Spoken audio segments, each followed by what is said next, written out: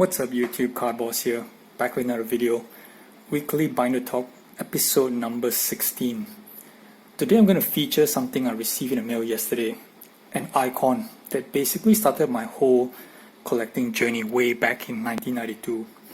But before we start, if you guys haven't subscribed to my channel yet, please do so. I just want to shout out how much I appreciate every feedback and comment you guys have given, to help me improve the content on this channel. Alright, let's get to the good stuff. I'm going to present to you 1992 Impel X-Men Wolverine with a silver autograph by the artist Jim Lee. Before we talk about this card and why it's so relevant to me, just going to share with you guys a bit about the 1992 set. Now we're all familiar with the 1990 Marvel Impel cards, which was quite a rage earlier this year. Here I got some samples here of Wolverine. So these cards you're probably quite familiar, so much YouTube content out there. Right. Now in 1992, Impel released an exclusive X-Men only set, which was illustrated only by Jim Lee. Now, why is Jim Lee so special? Right. So, well, if you go back 1 year before that, Jim Lee basically rebooted the X-Men with the release of X-Men 1 Volume 2 and a now iconic 4 connecting covers, which I'm going to show you guys here. See if you can get it all on the camera.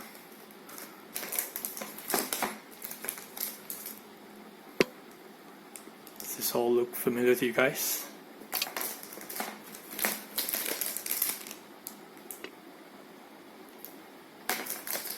And the last one.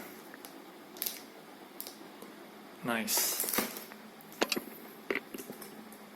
Cool, let's bring back that Wolverine. So, I guess around 1992 is a time whereby most of you guys were active or just started out in a hobby and would be familiar with the work of Jim Lee and why those books that I showed you guys are so important in the comic world. Now, those books are by no means rare, as it tops the list of all-time sales for a single comic book at 8.1 million copies, which is a record actually in the Guinness World Records. So this X-Men series was kind of the turning point in the collecting boom, where it sparked a huge interest in the genre, not only in the books but also card collecting. Well, it's also no coincidence that the early 90s is when the trading card era boomed with Marvel Universe Series 1 to 4, Marvel Masterpieces, 1992, just name a few. So following that success, Impel went on and created this line of X-Men that's solely illustrated by Lee. And this set was a huge success, becoming one of the top sets of the decade. Series 1 had 100 cards dedicated to only X-Men, which had 40 superheroes and 30 villains, plus a cool 9 connecting cards that displayed in your 9 pocket sheets of an action scene of the Danger Room.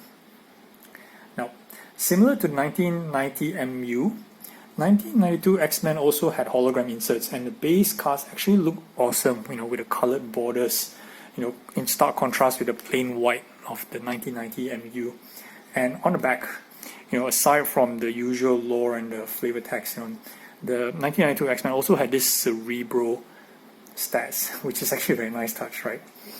Alright, so here's where this particular Wolverine is so special. It's signed by Jim Lee. Here, you can see here, right?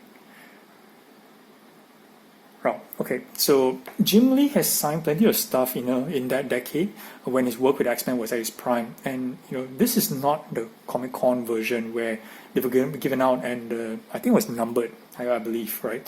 But this silver autograph was randomly inserted in packs, and by itself, right, was very relevant as Impel had never released an ultra rare chase card such as this before.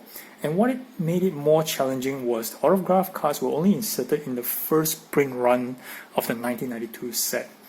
So naturally you expect that a set like this would be printed in the millions, and to only have the autographs in the first wave, this doubles up the difficulty of it is of how to pull one of those cards today.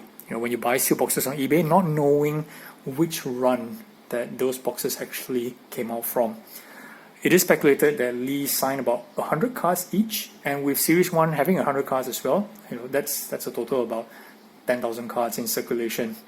However, the reported sightings of the actual cards has only been around 20 or so, I believe. I haven't done a full homework on that, but I've seen for myself not more than 20, pictures through Instagram or forums.